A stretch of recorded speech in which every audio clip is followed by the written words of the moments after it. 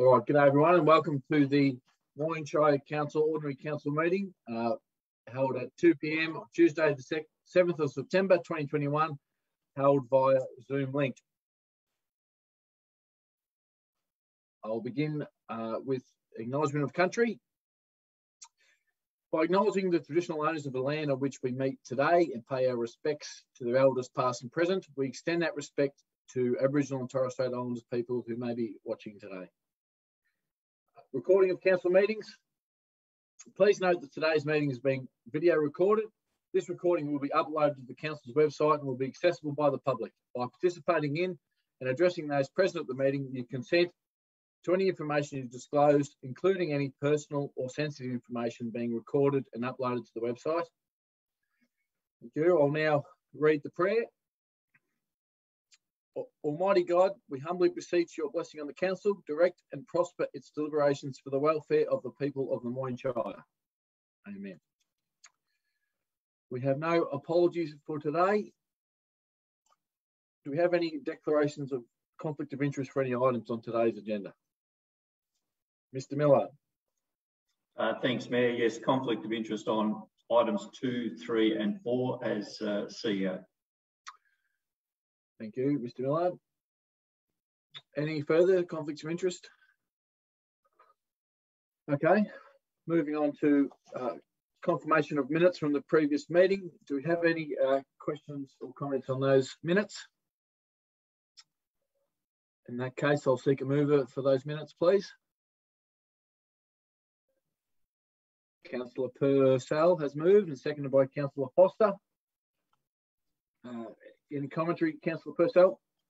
No, Mr. Mayor. I think they're a true reflection of the meeting that was held.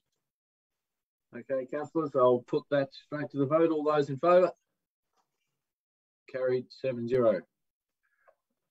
We have no public participation listed today, so that means we'll move directly into the ordinary council meeting. Beginning with item 1 on the agenda, which is the monthly financial performance report. And this will be introduced by our Director for Community and Corporate Services, Mr. Kevin Ledden. Thank you, Mr. Ledden. Thank you, Mayor. Councillors, this is the first financial report for the new financial year, 21-22. So it is for the actual results compared to budget for the month of July only. Our finance team have been focused on the financial statements for the full year ending 30 June 2021, which have been audited and will go to our audit committee and come back to a special meeting of council next week. So as a result of that, this report doesn't have the detailed capital works commentary, but it does summarise our operating and capital works for that very first month of the new financial year. So early days in relation to that.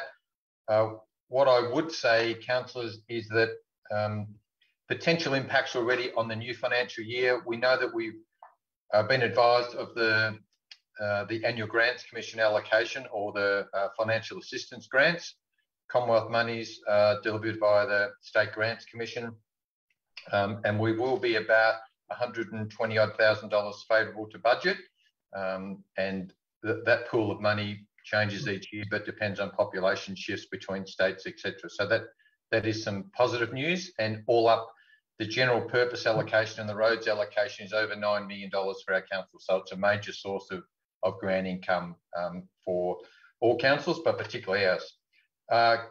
Contrary to that, we know that the start time for the Mortlake South Wind Farm has been delayed. So there'll be a shortfall in revenue or rates in lieu from that source. Probably other impacts already, and we aren't able to quantify them, but COVID, obviously we're in lockdown again.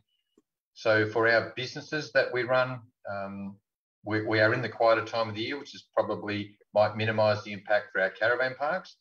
Childcare and kinder centres are closed, but essential workers are still occupying the centres, probably around 50%. And there is some government income support in that space, so we don't imagine that will be significant. And we'll also, no doubt, council will be considering perhaps some commercial rents in other incentives. So Again, early days, but not anticipating at this stage, depending on how long lockdown goes, that financial impact. And there's no variations this month, councillors. So the recommendation is the council receive the monthly financial report for July 21, and happy to take questions, Mayor. Thanks, Mr. Ledden. Councillors, do you have any questions? Firstly, please. Councillor Purcell. Thank you, Mayor. On page 7 of 15, in regard to the reconciliation and cash reserves, under the discretionary reserves, the quarry reserve has dropped by over 300,000, and the waste facility reserve has dropped year on year by about 600,000. Mr. Ledden, could you just explain to us why that has happened? Thanks, Councillor Purcell, and through you, Mayor. So generally, obviously, those reserves, the quarry reserve or the quarry operations and undertaking of council pays a dividend to council, and after dividend, the net result from that operation goes into reserve to meet the capital requirements of the quarry, usually capital items. And we had I think almost a $500,000 truck replacement in the immediate past financial year. Finance Manager has advised me that those balances at June 30, 2021 are not the current updated balances.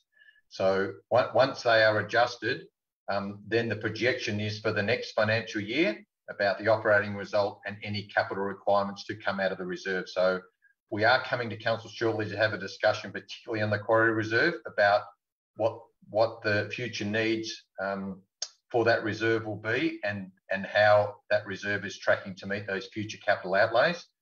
So the Acting Director of Physical Services is doing a piece of work around those capital needs, and then we'll have a further discussion with council. So we will have those figures updated for the next financial report, and really ditto for the waste reserve. So the levy income that's raised, less operational expenses, the balance goes to reserve, and is again, that reserve is to meet future capital needs.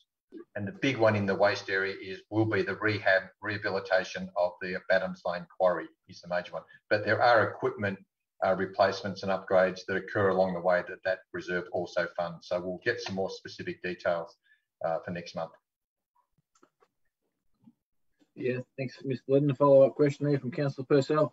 Yeah, thank you, Mayor. And thank Mr. Ledden for that explanation.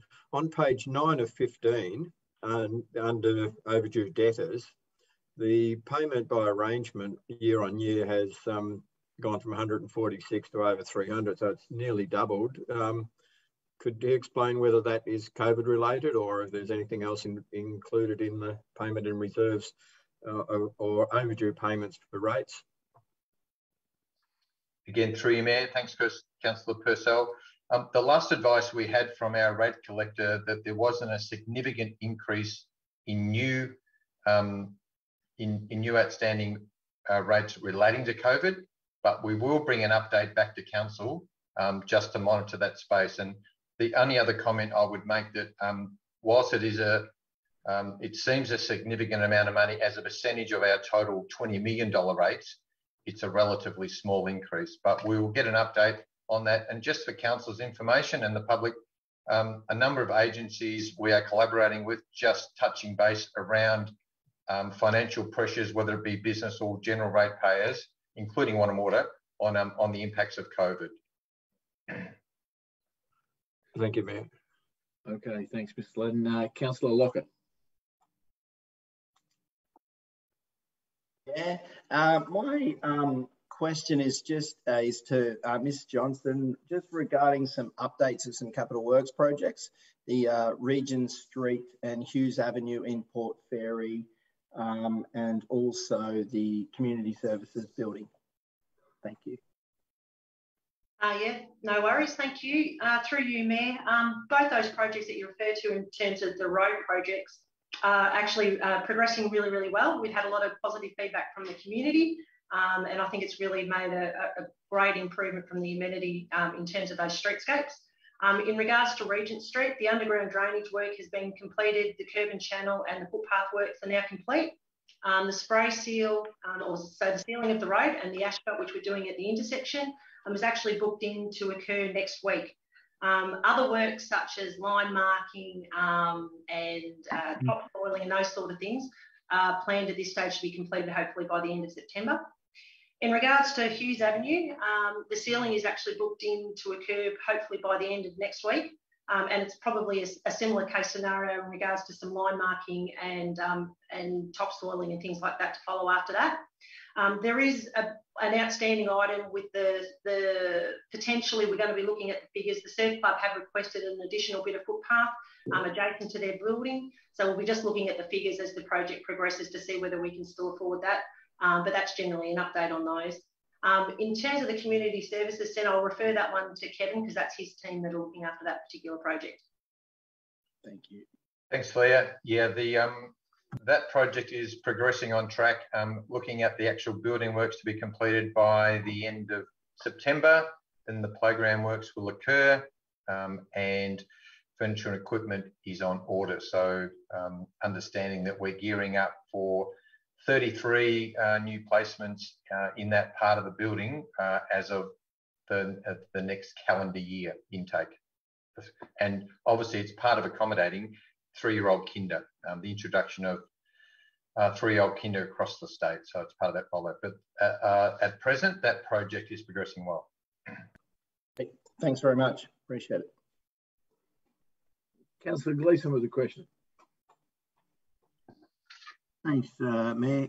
To Mr. Ledden, on page 11 of 15 in the operating programs report under governance and leadership, there's a budget there, a yearly budget of 1.4, and already in a month expenditure of 33%. Is that an anomaly or is there a reason for that? Thanks, Councillor Gleeson, and again through you, Mayor. So our income and expenditures are seasonalised across the year, so trying to match what month they fall in as best that all the officers can. In relation to that governance and leadership line, our annual insurances for all of council fall in July of each year. So that does skew the expenditure in that month, Councillor Gleeson. So yeah, that is correct. Thanks, Mr. Ledden. Question from Councillor Smith. Yeah, thank you, Mayor. Just a question to Mr. Ledden, please.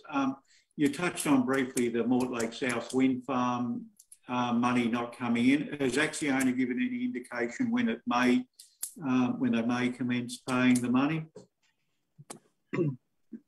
Thank you, Councillor Smith. Through you, I don't have an update, and I don't know if any of the other exec team members do, but I think the last advice was a newsletter from the company. And the good news, Councillor Smith, I think, is the intention of the developer is to pay as soon as they get connection to the grid. And as I understand it, the AMO management of grid connections has been an issue. But a bit like Dundonnell last year, we'll as soon as that connection issue is sorted out, we will commence revenues. But it could be, it will probably looks like it'll be into next calendar year, by the way. Thanks, Mr. Ledden. And Councillor Dukas. Yeah, thank you, Mr. Mayor and Councillor Smith. Correct me if I'm wrong, but I reckon at our last CEC meeting, they said they won't be able to start commissioning till March next year. Is that correct? Or is my memory right there, Mr. Mayor? Yes. Yeah, that's correct. Thanks, Councillor Dugas and Councillor Smith. That sounds like what they updated last meeting. So as Mr. Ledden mentioned, it would be into the early part of next year before we could see any revenue there. It'll come around quick enough. Any further questions, Councillor Dugas? Yes, thank you to Mr. Ledden. I missed it earlier in the day, but on page 10 in the printed copy under Capital Works, under Capital Works funding, it's got a sale of assets column. Could you tell me what that asset would be, or assets? It just seems strange that assets come under Capital Works. I'll probably have to take that one on notice, Councillor Dukas. Yeah, no, that's okay. I guess it could be plant and equipment. Leah, but that I can't think of anything else with any asset sales unless it's some of those surplus lands, but I can't recall. Might be the surplus land, because I don't think plant and equipment come under capital works. Yeah, I think you're right. It's, you know, we've had some of those old tennis courts and things like that around that yeah, we've sold. It's just that I know that we've sold, but it wouldn't have been finalised in around the netball courts, would they? No, so it could be the timing of those. Yeah. Anyway, it's a bonus, isn't it? Correct. Thank you. Nothing further, Councillor Dukas? No, all good, thank you. Any other questions, councillors? All right, we'll seek a mover for item 1, please. Any mover? Yes, okay, we've got Councillor Lockett to move and Councillor Purcell to second. Councillor Lockett. Thank you, Mayor. Yeah, good to see we've got a good balance of operational and capital works, and we're in a good financial stable position. Thank you, Mayor. Thank you, Councillor Purcell. I'd just like to compliment Mr. Led and his team. It's actually good when you ask some questions and they have the answers at the ready supply. So it's always good that you get good answers to the questions that are raised, and certainly have no problem seconding this motion. Thank you. Any other councillors wishing to speak to the motion? Councillor Lockett, summarise. No further need. Thank you, Matt. Thank you. All right, councillors, voting on item 1. All those in favour? The motion is carried 7-0. Thank you. Now we move into items 2, 3 and 4 will be dealt with individually. So Mr. Millard will vacate the Zoom temporarily, having already declared a conflict of interest in these matters. So item 2 is the Chief Executive Officer Employment and Remuneration Advisory Committee minutes. I'll ask Mr. Ledden to speak to this, please. Yeah, thank you, Mayor. So, councillors, these next 3 items do relate to matters pertaining to the appointment and performance management of the Chief Executive Officer. The first item relates to the council receiving the minutes of the Chief Executive Officer Employment and Remuneration Advisory Committee minutes of the meeting held on the 10th of August. So just for everyone's information, it's not always the case, but at Moyne Shire, all 7 councillors are appointed to that committee. So it's the committee bringing the minutes to council, even though it is all 7 councillors on the committee. And that committee dealt with the new charter, with the new policy that's required. We're going to deal with those 2 items next, and also the half-yearly performance review of the Chief Executive Officer. So happy to take questions on this one, Mayor, but the recommendation is the council receive the CEO Employment and Remuneration Advisory Committee minutes from the meeting on the 10th of August 2021. Thank you. Any questions, councillors? All right, I'll have a mover, please. Councillor Dukas has moved and seconded by Councillor Gleeson. Councillor Dukas. Thank you, Mr. Mayor. Look, it's been done to death through workshop, etc. It's a procedural matter, and it is the minutes, so everyone's read them, and if there's any issues, they would have brought them up in the last couple of weeks. So I advise councillors to pass these minutes as soon as possible. Thank you. Okay, thank you. Councillor Gleeson as a seconder. Thanks, Mr. Mayor. I'll just reiterate Mr. Ledden's comments that we are the committee, so it'd be a bit rude if we didn't accept the minutes. So I'm happy to support that. Thank you. Any other comments, councillors? Okay, I'll put that motion to the vote. All those in favour of item 2? The motion is carried 7-0.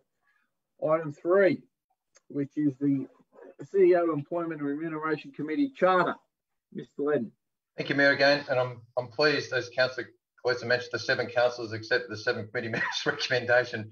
But a bit similarly, the next item deals with the committee charter. So again, under the Local Government Act, this is an advisory committee that's been established it's a continuation of a previous committee under the old Local Government Act. So it's a little bit procedural again, but what the committee obviously needs is a charter. So at that meeting, the committee did consider the charter, and the charter sets out the terms of reference with procedural matters that the committee must deal with, and probably goes hand in hand with the next item, which will be the policy. So the committee has considered this and is recommending again that council endorse the charter. Thank you. Any questions for Mr. Ledden? Okay, I'll also ask for a mover here, please. Sorry, Councillor Dugas, you moving? I was just going to ask Mr. Ledden, dispute resolution in the charter. Does it need to be in the charter or just in the following item, which is the employment and remuneration policy?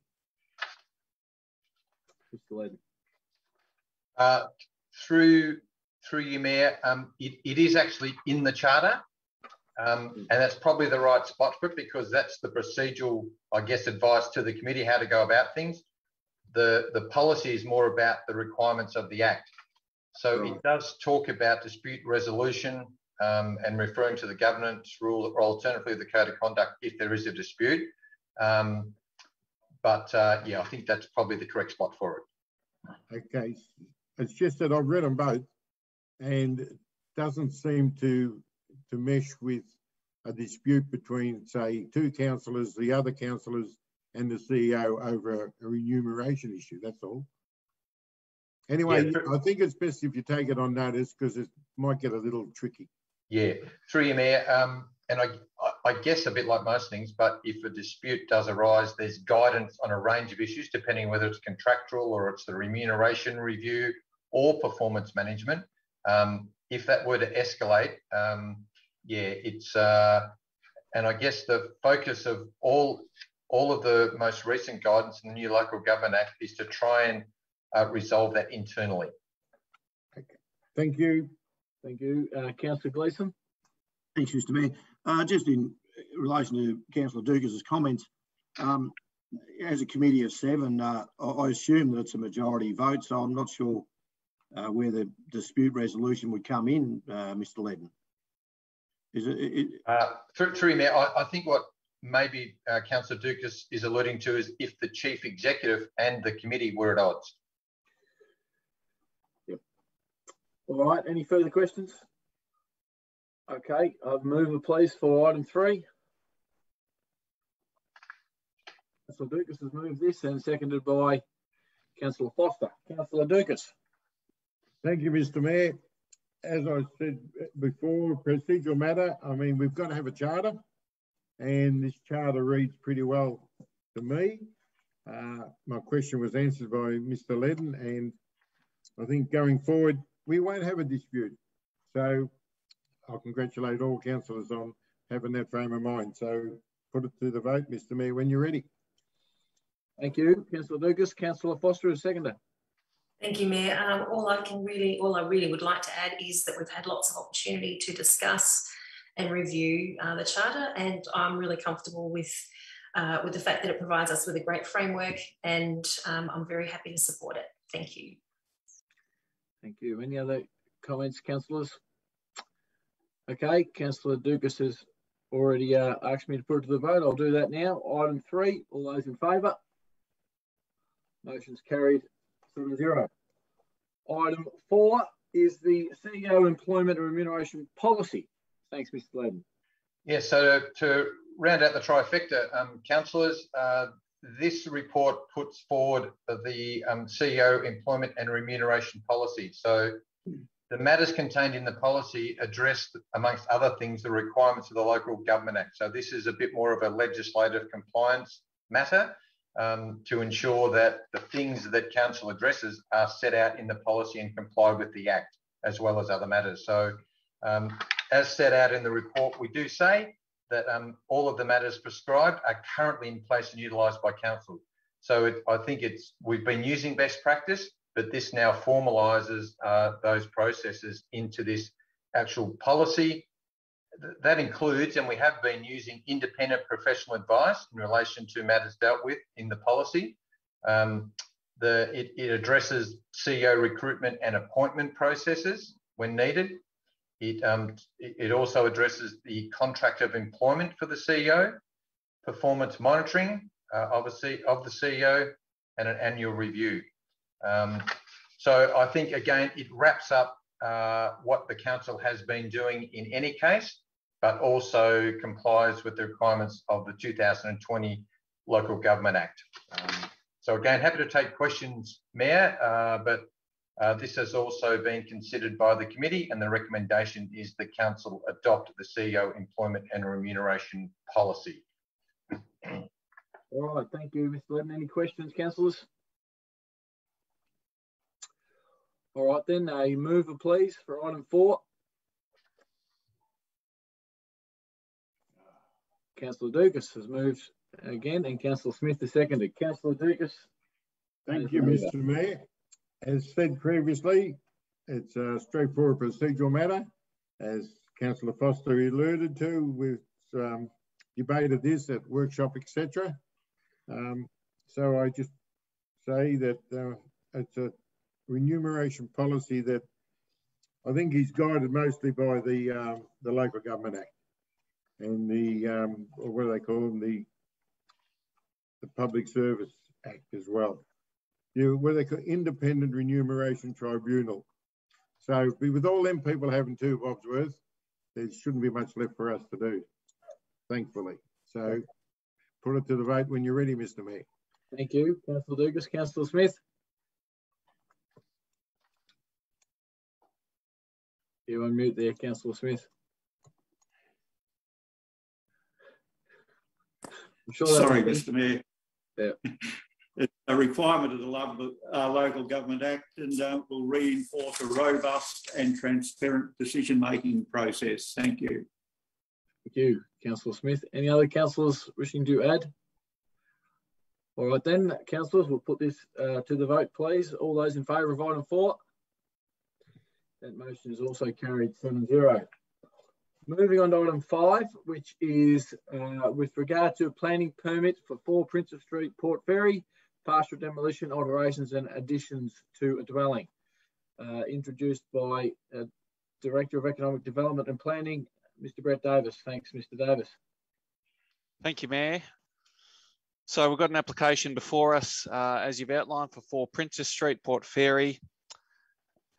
It's a contemporary response that accords with our guidelines that has had the support of our Heritage Officer. It has received objections. I'll now pass over to Ms. Olsen to take you through some of the specifics. Thank you, and through you, Mayor. The proposal is for development at 4 Princess Street in Port Fairy, which is a former school that was built in 1851, so it is recognised as a significant heritage building. The proposal is for a partial demolition of the building and a construction of a new contemporary addition. So all of the demolition will be to a more recent addition to the building and on the south side. So the original building will remain intact. The applicants approached Council's Heritage Advisor prior to making their application.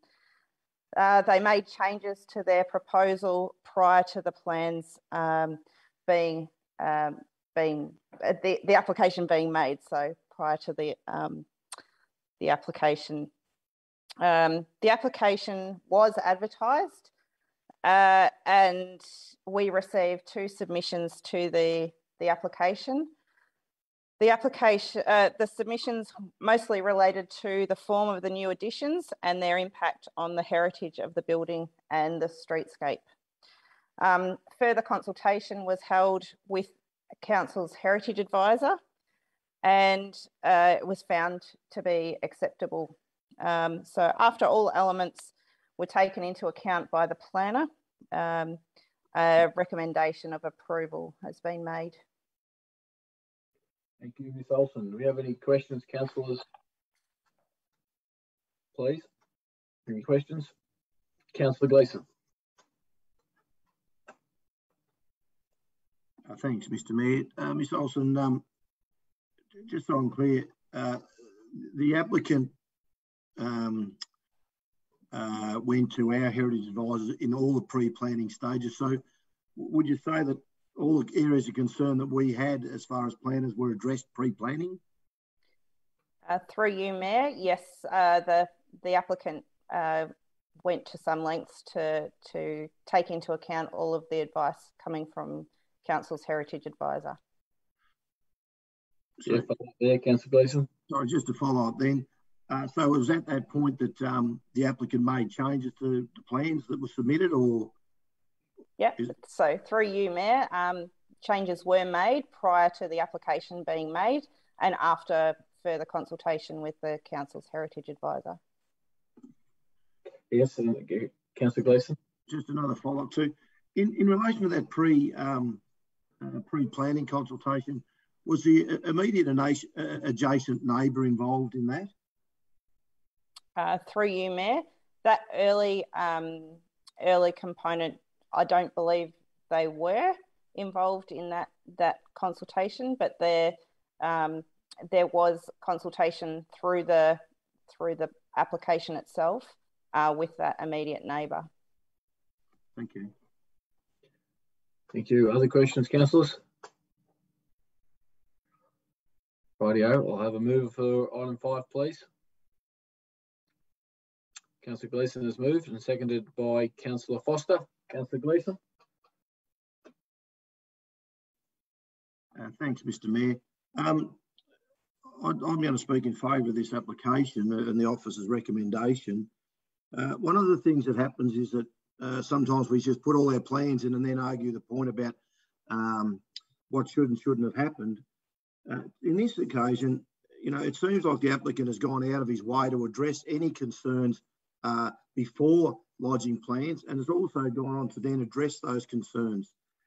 While I'm respecting the opinions of the two parties that have opposed it, the one thing that stands out to me is that the person that's most affected by it is the adjacent neighbour who didn't lodge a complaint against the applicant. So, you know, to me, that's the person that, should there have been any major issues, would have been the one that was most affected. So, in light of the fact that our officers have told us that the applicant has gone over and beyond in many ways, addressing all the issues, I'm more than happy to support this application.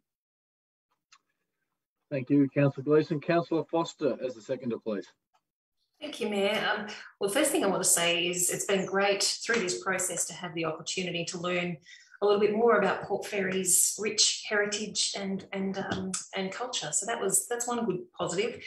Look, I understand that there are different approaches to heritage and different personal tastes, but I also note that this particular application satisfies all of the planning regulations. I personally see that this development adds to the property rather than detracts from it. And I think it's really important that we note that the original building will remain intact. To me, this is a really tasteful and addition that's respectful to the original character and history. And I'm really comfortable with the approach, and I'm happy to support the recommendation that's before us today. Thank you, Councillor Foster. Any other councillors that would like to speak to this motion? Councillor Lockett. Thank you, Mayor. Also happy to support the office recommendation to grant approval. We had an on-site visit, and it was, you know, interesting to discuss the kind of subjective nature of the, you know, proposed development, and that the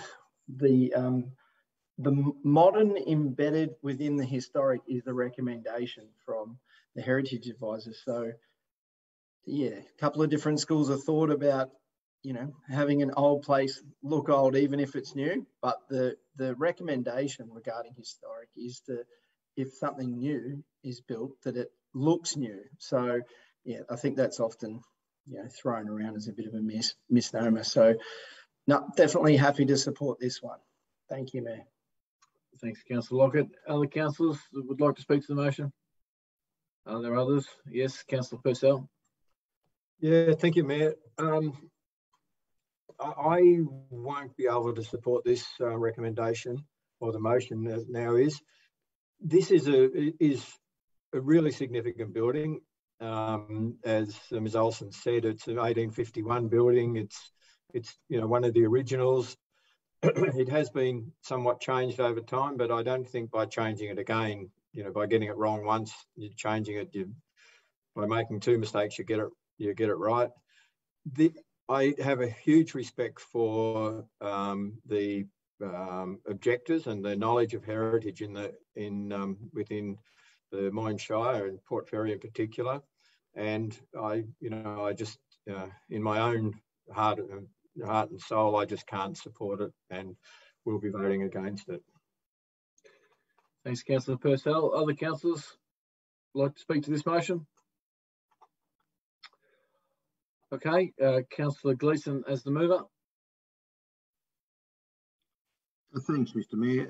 As I mentioned in my comments, Councillor Purcell, I too respect the opinions, but I just see them as opinions. And, there's hundreds of examples around town where we sometimes shake our head and go, how did that happen, or how did this happen? The fact that the original building isn't compromised in any way is a big plus for me. And we could draw other examples along Gipp Street if we wanted to.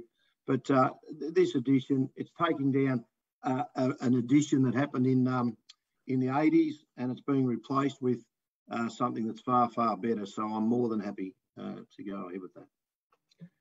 All right, councillors, I've had discussion. Now we'll move to the vote. All those in favour of item 5? Councillors Dukas, Foster, Gleeson, Lockett, Smith and Mead. Those against?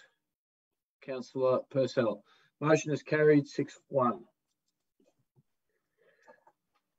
Thank you, councillors. Moving on to item 6, which is the Barwon South West Climate Alliance establishment, to be introduced by our Acting Director of Infrastructure and Environment, Ms. Leah Johnson. Thank you. Through you, Mayor.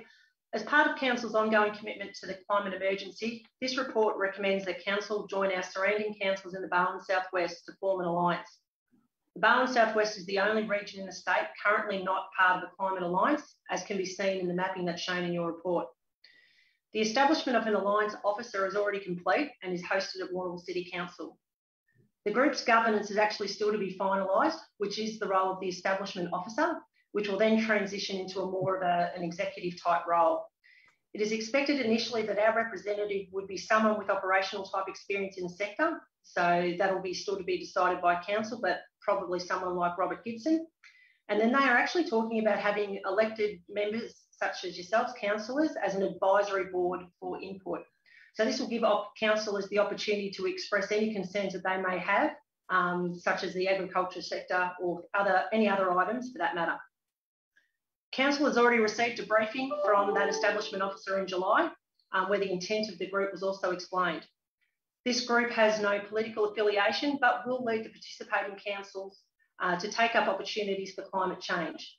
And it's hoped, or working together, it is envisaged that the Alliance will identify mutually beneficial climate change projects for our region. It is an annual contribution of $15,000 and can be reviewed or will be reviewed in 12 months' time and can be funded from the existing council budgets. So therefore the recommendation is as written, that council commit to becoming a financial member of the Barwon South West Climate Alliance for an initial 12-month period. Thank you, Mayor. Thank you, Ms. Johnson. Any questions, councillors? Yes, Councillor Gleeson, go ahead. Thanks, Mr. Mayor. Ms. Johnson, I understand the idea of power in numbers. I get all that, and the Great South West seems to be the only one in the state that doesn't or hasn't formed an alliance. Some of the others alliances go under names such as Victorian Greenhouse Alliance. Their purpose is the collaboration for climate change. Now, I have a concern. The Moyne Shire, our greatest and biggest industry is the agricultural industry, which you made mention of. And they have been under pressure, or had some pressure put on them in relation to their greenhouse emissions or their little cow poos or whatever you want to refer to it as. Is this alliance in the best interest of our Shire, given that our biggest industry is agriculture, and it has been challenged in the climate change area? Thank you, Councillor Gleeson. Through you, Mayor. I don't think realistically that there would be any detriment to the council or the Moyne Shire or any of our agriculture sector to be a part of the Alliance. Really, the Alliance is talking about broader climate change type projects to be able to then advocate to government for future projects. But certainly the notion that they're having councillors and an advisory board, I think, is a really important one. So if Moyne Shire, and particularly our region, feels that any projects are not appropriate that are being pushed by, well, won't be pushed by our group. So I don't think there is any risk in terms of our agriculture sector. Okay. Thank you. Ms Johnson, other questions, councillors? Yes, Councillor Purcell. Thank you, Mayor. Look, some of this is, this is certainly great work, and I support it. But there are a number of other bodies involved in this area. Just can you assure us that the role undertaken by this group isn't a duplication of some of the other bodies involved in this area? Thank you, Councillor Purcell. Through you, Mayor. I'm not aware of other types of groups that are covering what the intent of this particular group is. There was a previous group called the Climate Resilient Communities type project, which undertook these sorts of projects. That actually concluded in 2018. So I think this is possibly going to pick up some of the work that was done in the past. But certainly, again, we're just, I guess, joining with others across the state. And as previously indicated, our council is committed to the climate change emergency. So I think it's showing our support for that initiative. Thank you. Other questions for Ms Johnson? Councillor Gleeson. More a question to yourself and Mr Millard. Given that there's 10 local government regions involved in this proposed alliance, have you had any feedback or discussion with other mayors and CEOs about their thoughts in relation to becoming a member of this alliance? Thanks, Councillor Gleeson. I might go to Mr Millard first for his input. Thank you, Mayor. Councillor Gleeson, yes, around the region, I think the majority of councils will intend joining. I believe Colac declined the opportunity and understand Corangamite's position was conditional. So, but I think the majority of others have joined right through to Geelong and across to the border. Thanks, Mr Millard. Yes, that's similar to, I've got nothing further to add to that. Councillor Purcell. Just to follow up on Councillor Gleeson's position, we've committed a sum of money. If only half of the, and I presume that's the budget identified. So if less than all of the participants join up, is there going to be a requirement to increase that contribution? Ms Johnson. Sorry, through you, Mayor. Look, it's my understanding that the request is for 15,000 at this particular point in time. Obviously, if there was any request for further funding, that would certainly come back to Council for information and for direction. Okay, any further questions, councillors? Okay, I'll have Councillor Gleeson, yep. You're on mute again. I'm not now, Mr Mayor. Just then, a point of clarification, or just to perhaps comment. If we commit, Ms Johnson, for 12 months, is that our 12-month commitment? Do we have an opportunity then to review and say, look, maybe the Moyne Shire constituents aren't being really supported in this alliance? Do we have the opportunity to say, okay, after a year, we're out? Through you, Mayor, that's absolutely the intent, that we can actually review and see whether or not this alliance has been beneficial for our community. That information then will be brought back by a report to this group, and then we can make a decision moving forward as to whether or not there would be ongoing benefit for our community. Thank you. All right, if there's no further questions, I'll seek a mover for item 6, please. Councillor Foster's moved, Councillor Lockett has seconded. Councillor Foster to speak to the motion, please? Thank you, Mayor. For me, this is a no-brainer. We're the only region in Victoria that doesn't yet have a climate alliance, and we can achieve so much more as a collective across the Barwon Southwest region than we could ever hope to achieve as one council on its own. I think this is our opportunity to really get together with our neighbours and attract new funding that we wouldn't otherwise have, new resources to tackle what I believe is the biggest and most serious challenge of our time. I think we can also, through this alliance, speak to all tiers of government. It gives us some voice, some advocacy voice, and really it's our chance to engage with our regional neighbours to tackle climate change in really meaningful ways.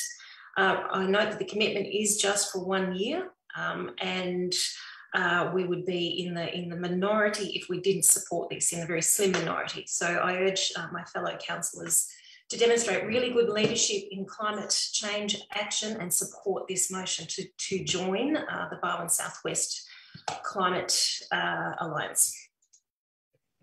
Thanks, Councillor. So Councillor Lockett as the seconder of the motion. Thank you, Mayor. I'll reserve my right. Thank you. Thanks. Other councillors wishing to speak to the motion?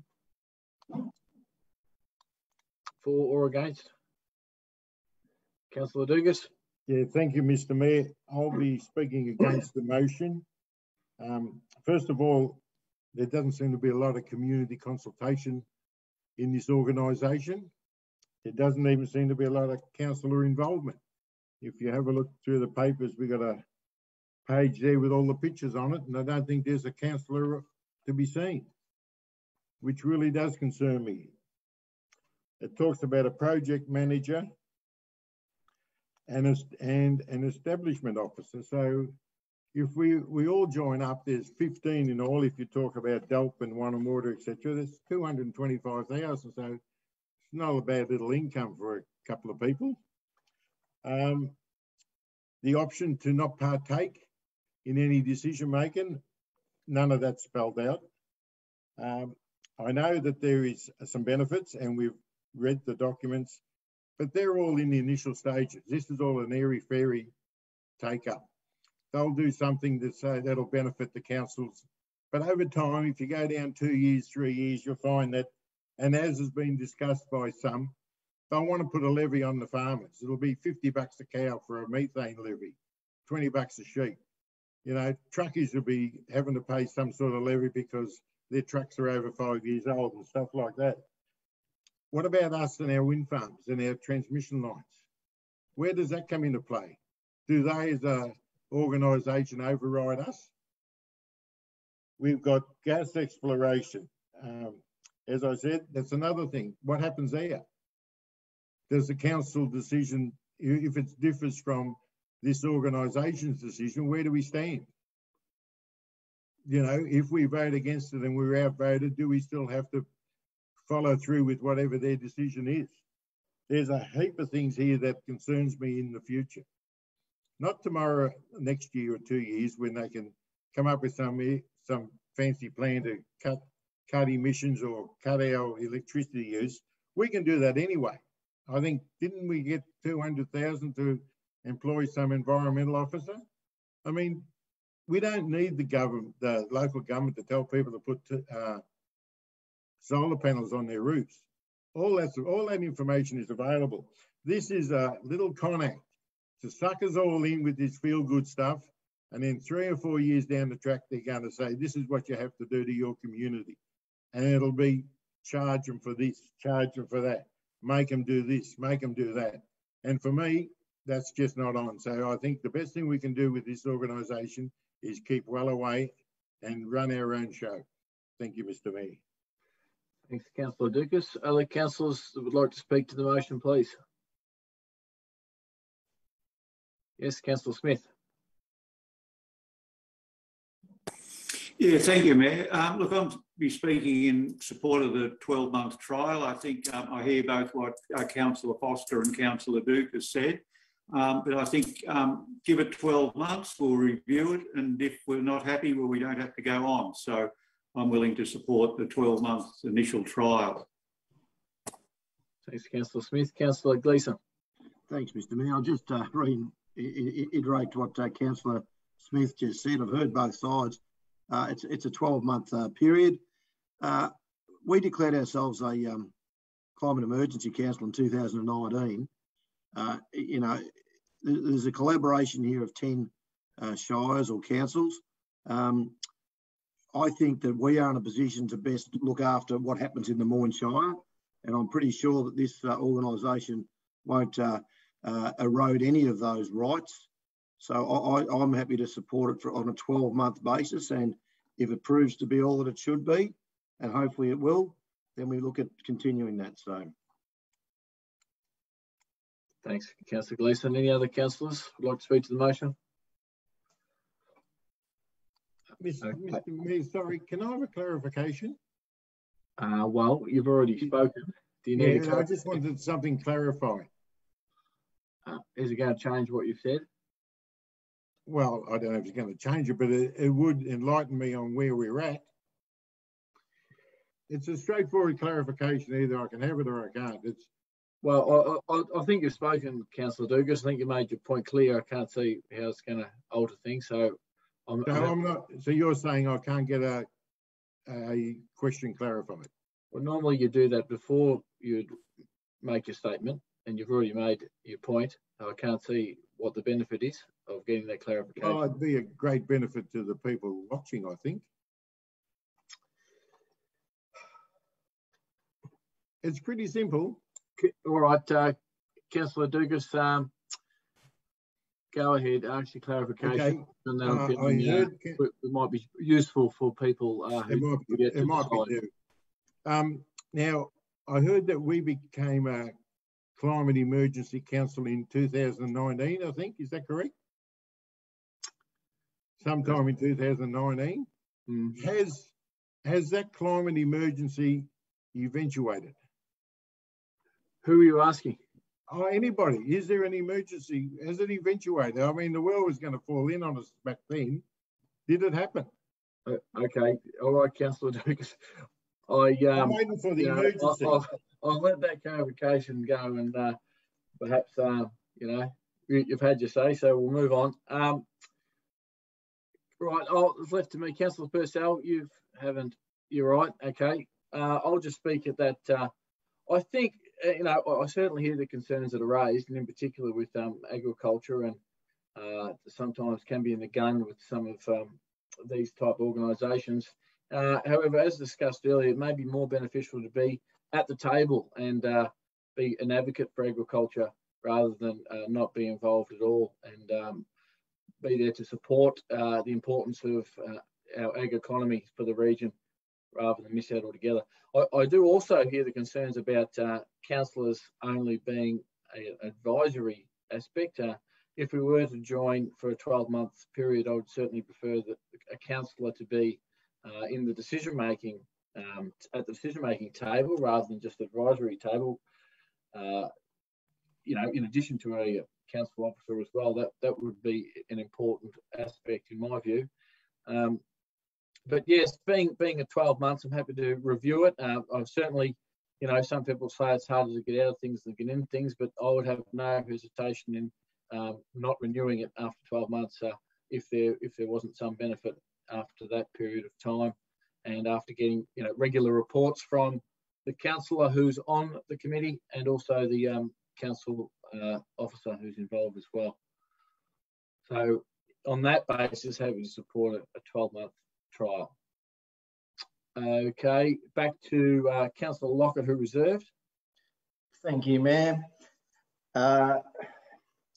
I think we have an absolute responsibility for future generations here, and this is a small thing that Moyne's looking at doing.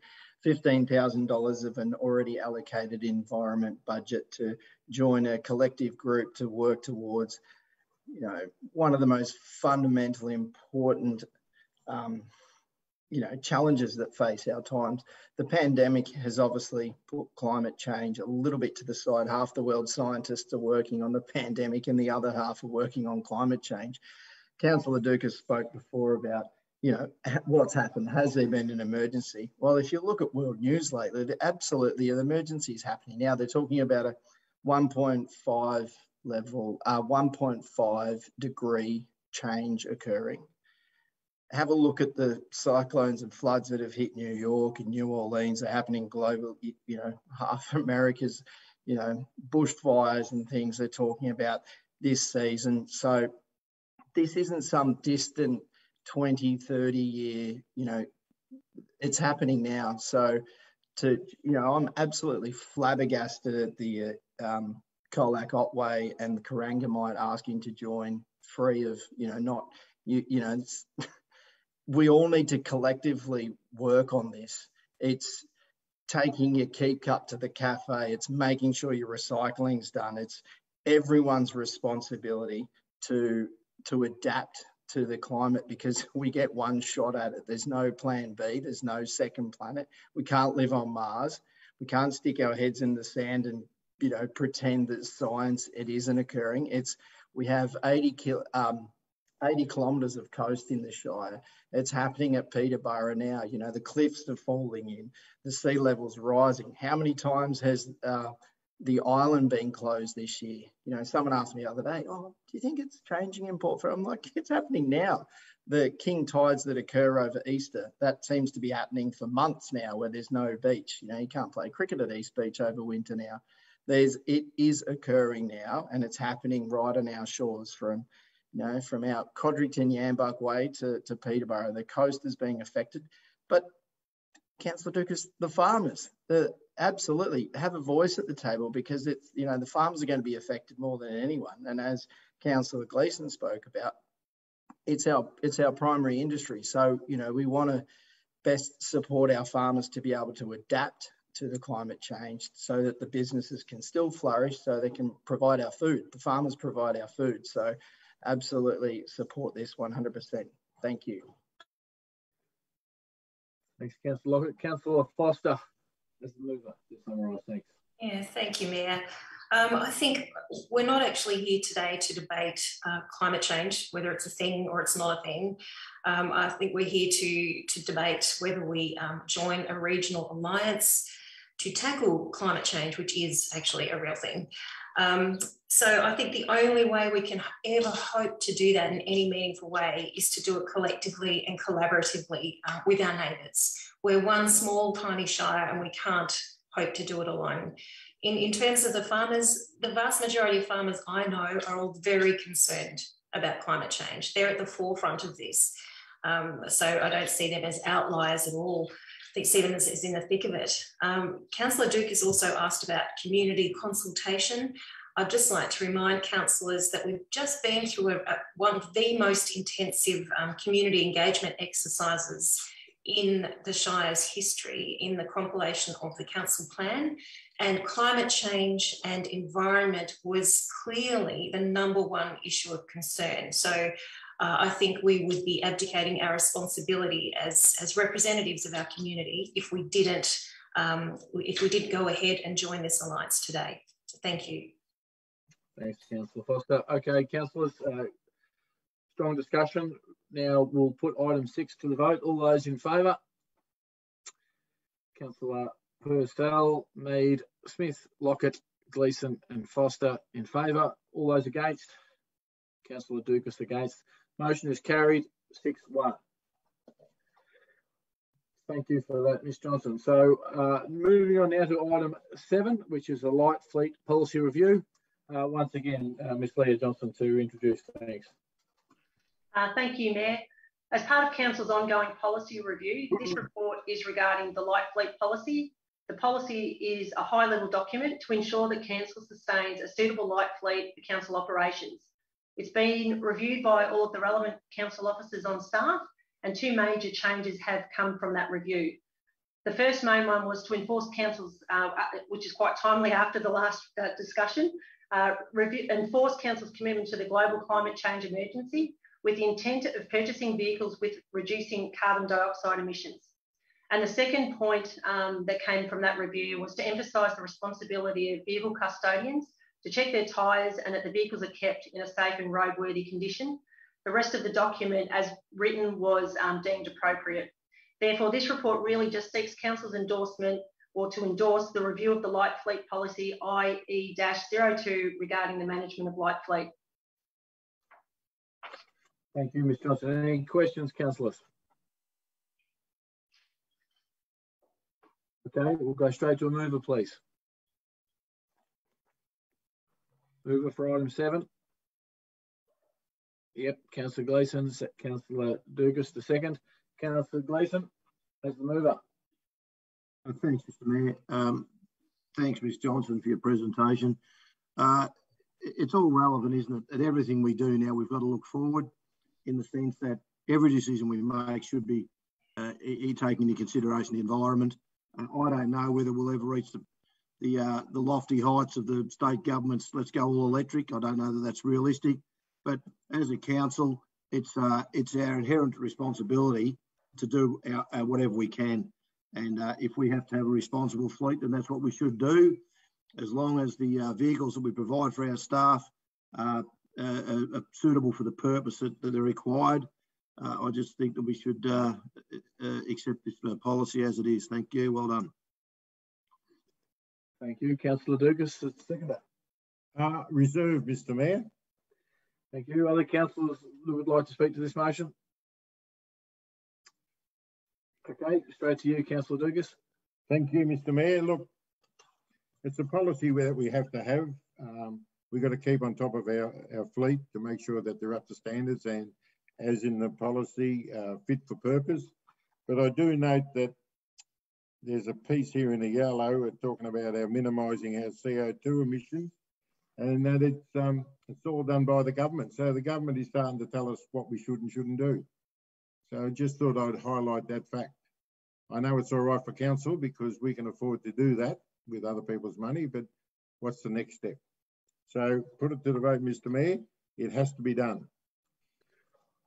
All right, thanks, Councillor Dugas. Councillor Gleeson is the mover. No, Mr Mayor.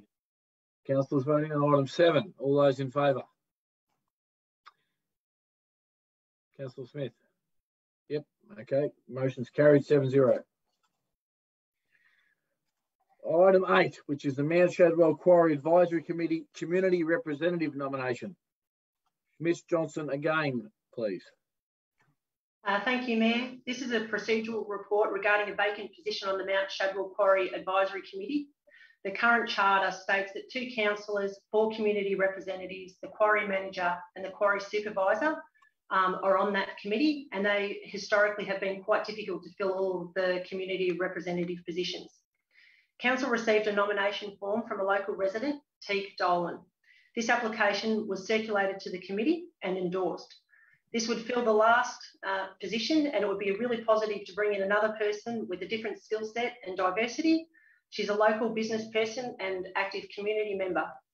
This report is as per the recommendation to appoint Teague Dolan into the remaining vacant position as the community representative nominated for the Mount Shadwell Quarry Advisory Committee. Through you, Mayor. Thank you, Ms Johnson. Do you have any questions firstly? Okay, Ms Johnson just read out the officer's recommendation with the nominee included. Do we have a mover for that, please? Councillor Dukas has moved and Councillor Smith has seconded. Councillor Dukas. Thank you, Mr Mayor. Yep, I'm glad we finally got a person to fill that position. It's great to see that Teague Dolan has nominated for it, and I wish that person well in the future and can only wait to see her at the next meeting, which I hope Ms Johnson isn't too far away. Anyway, having all said all that, it's good to have the Quarry Advisory Committee with a full delegation of people, and I'm sure that this person will contribute to that committee and the local community. So well done to Ms Dolan. Thanks, Councillor Dugas. Councillor Smith. Yeah, thank you, Mayor. No, it's just a positive to have the 4th community spot filled, and just like to thank Teague for putting a hand up to fill this position. Teague's an active community and business and has a business in Mortlake, so I'm sure she'll bring a new set of eyes and some thoughts to the Quarry Committee. Thank you. Thank you, Councillor Smith. Any other councillors would like to add? Okay, we'll go to Councillor Dukas as the mover. No need, Mr Mayor. Thanks. Thank you. All right, councillors voting on item 8. All those in favour? That motion is carried 7-0. Moving on to item 9, which is a footpath petition for Griffith Street, Port Fairy. Ms Johnson again, please. Thank you, Mayor. This is really just another procedural report. Council received a petition which was signed by 31 residents requesting a new footpath along Griffith Street in Port Fairy. There was not a lot of information provided with the initial petition, so officers have now followed up with the petitioner to get further information. But as per the local law, the petition really today is just to be tabled and a further report will be brought back to Council for decision. So the recommendation is as written, that Council receive the petition requesting Council implement the extension of the footpath on the east side of Griffith Street, Port Fairy. Thank you. Any questions, councillors? Yes, Councillor Foster. Mayor, just Ms Johnson, could you, as a relative newcomer, fill me in on what happens from this point? So the petition is tabled today, and so what are the next steps after that?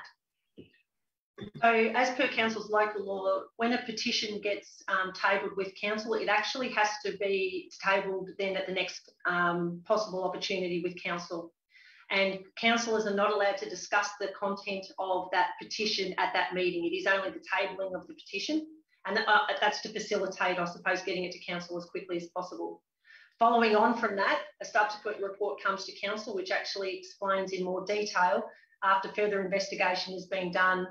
In this instance, because obviously it depends on what the content of any petition is, but in this instance, the next report that will come to council will actually have more information about what the request for the footpath is, cost estimates, and then recommendations from officers as to whether or not we would recommend to council about funding opportunities or how to progress that request. Or decline that request, which would be up to the councillors. Thank you. Okay, any other questions?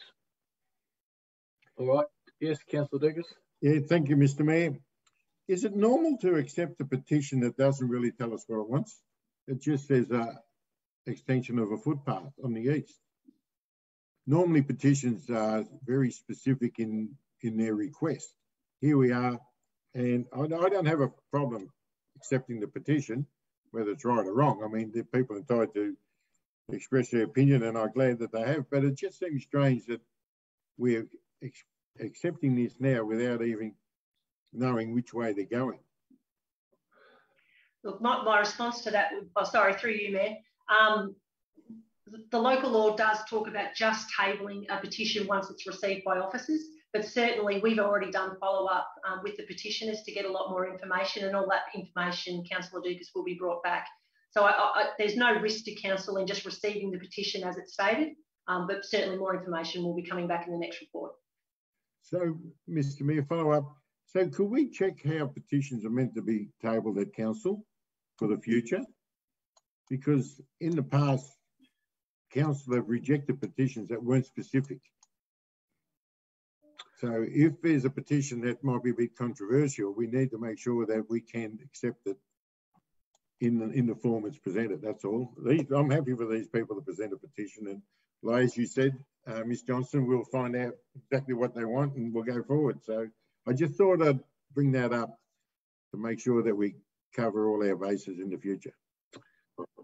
Thanks, Councillor Dugas. Mr Miller might add that to a workshop discussion in the coming month. Okay, so Ms Johnson, were you suggesting that we seek a mover for the recommendation with the addition specifying when it will return?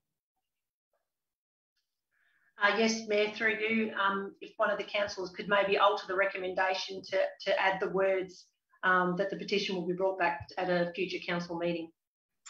Okay, we have a mover for that, please. Councillor Foster has moved and Councillor Lockett has seconded that. So, Councillor Foster. Not a great deal to say here. I guess we'll just very happy to receive it and await a further report down the track. Thank you. Thank you. Councillor Lockett. Thank you, Mayor. No further need. Thank you. Okay, any other councillors would like to add? Okay, given the discussion so far, I'll put that straight to the vote. All those in favour? It is carried 7-0. All right, item 10, which is the Mayor and Council's report, and as mentioned earlier on in the briefing, that mayoral list of meetings has been updated. It just didn't quite make the agenda, so that can be corrected once the minutes go out. Any other questions, councillors, from item 10?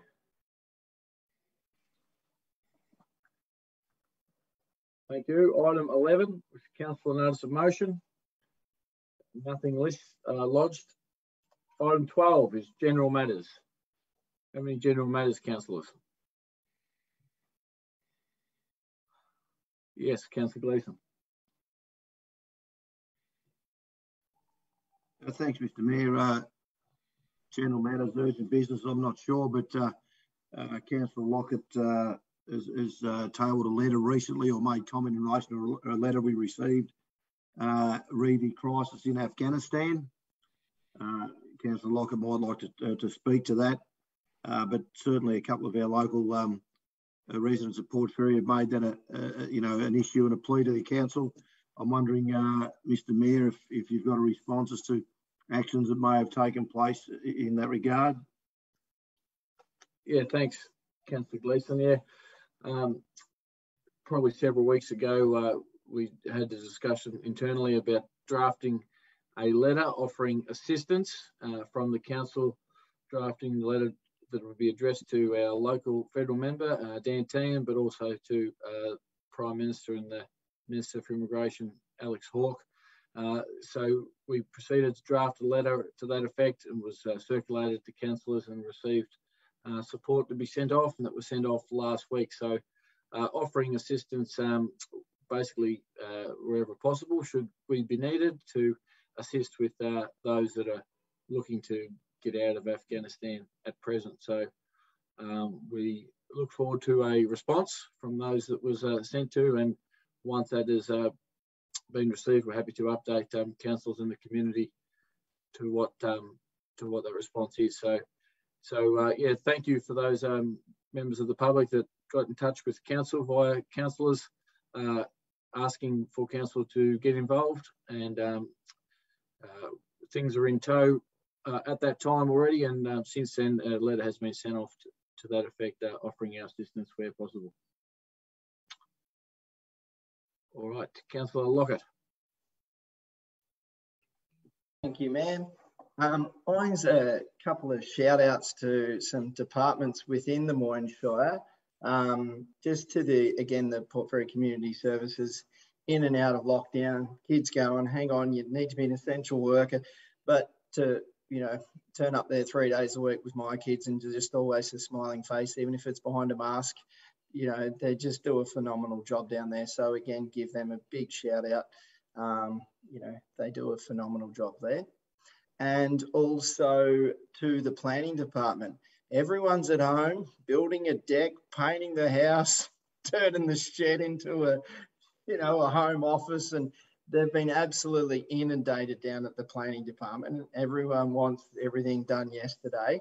So just a shout out to the planning department down there. They don't often get a lot of praise. If someone's, been held up, you'll hear about it, but you don't hear many, well, that was a thoroughly enjoyable, they're under the pump and they're doing a great job. So big shout out to the planners down there. Yeah, Mr. Davies and the team doing a great job with, hate to say it, unprecedented times. So yeah, shout out to them. Thank you. Thanks, Councillor Lockett. Councillor Purcell.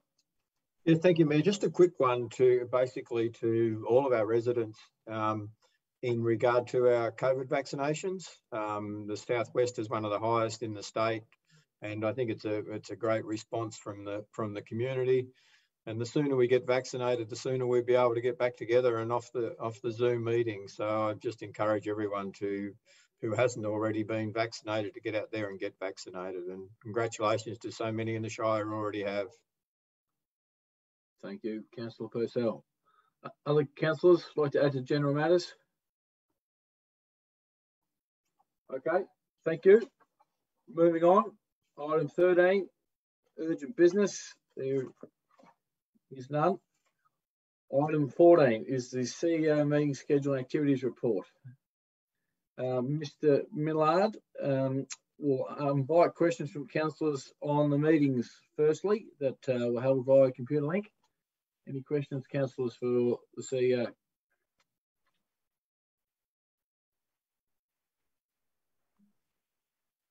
Mr. Millard, I'll go first then. Could we receive some further information on the and I guess the relevance to mine for the Regional Value Add Investment and Sustainability Committee, please? Thanks, Mayor. Yeah, this committee is actually a subcommittee of the Food and Fibre Board, Mayor. In essence, you know, there's 3 subcommittees, I think, but this particular one I'm involved in really looks at how you can champion food and fibre, you know, the achievements of people in the food and fibre industry, you know, their professionalism, all those sorts of things. And it also looks at any of those sort of impediments to development and growth, such as, you know, the poor power infrastructure around Tirrandera to our west as well. So it's really just a small subcommittee of the Food and Fibre group, and a pretty successful group. Thank you. Councillor Dukas had your hand up, I believe. You're on mute there, Councillor Dukas. Do you have any questions for the CEO on the meeting schedule? No, not on the meeting schedule. Okay. Any other questions on the meeting schedule, firstly? No. Mr. Miller, would you like to introduce your activities report? I think, Mayor, take it as read. You know, the council's operations, obviously we've adapted and changed very quickly. The extent and scale of this particular lockdown has been pretty challenging, as Councillor Lockett outlined, you know, in numerous ways for our service delivery. But I think all up, we're you know, we're doing particularly well, and people are really hanging in there. But we do understand that you know, both the community and staff are under you know, critical pressures as well. So would reiterate Councillor Purcell's comments from before as well. Happy to take any questions, Mayor, on any of the items. Okay. Yep. Thank you, Mr. Millard. Councillor Dukas, I believe, had a question in this area. Thanks. Yeah, thank you.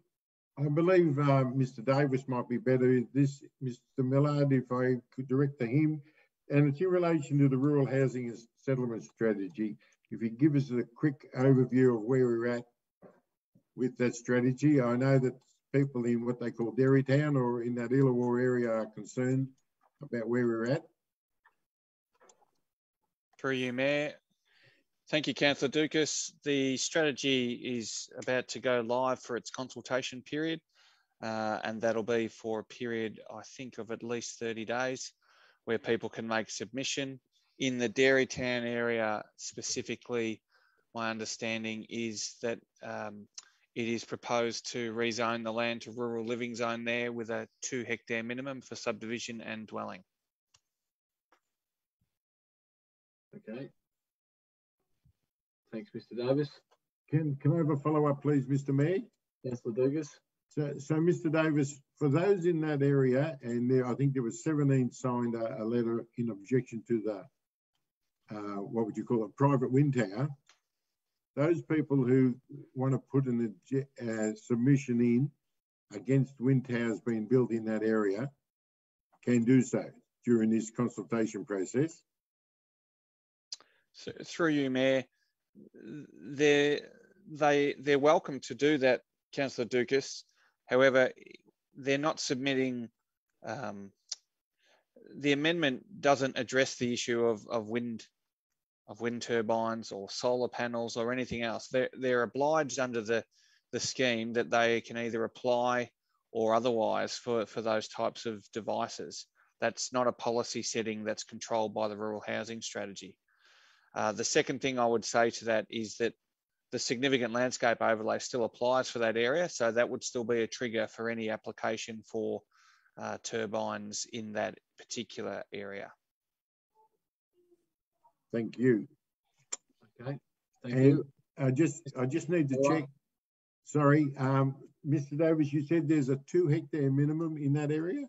That's my understanding, Councillor Dukas, but people will be able to double check that through the exhibited documents. Okay, thank you. Thank you very much. Thanks. Councillor Gleeson. Thanks, Mr. Mayor. Just to see Mr. Miller, just a couple of things. I want to reiterate, given Mr. Ledden's thing earlier. Last year, no enrolments in 3-year-old kinder. 2022, 34 enrolments. How fantastic that is under your early learning report, Mr. Millard, and how pleased I am to see that space that we vacated being used. Under your connecting, there's a little thing you made comment about the Connecting Asia program with some local businessmen. Mr. Miller, have you got a bit of a comment about that, and what are we doing to support them? Through you, Mayor, perhaps Mr. Davis, can you add to that one for Councillor Gleeson? Sorry, Councillor Gleeson, I was sending a message. You caught me. Just in the CEO's report, you know, mentions there's some local Moyne Shire residents, you know, working hard under a Connecting Asia program.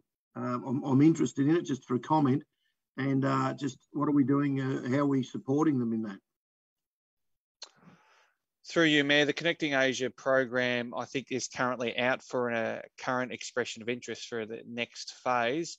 As to the current applicant, it's a business-to-business type connection program where we're trying to open up connections into that export and import market. I'll have to take the rest on notice, and I can come back to you with further details of the status of the current participants in that program. Okay, other questions, councillors? Councillor Purcell. Thank you, Mayor. Mine may go to Mr. Davis as well, I think, if he's not texting there. I think he looks good.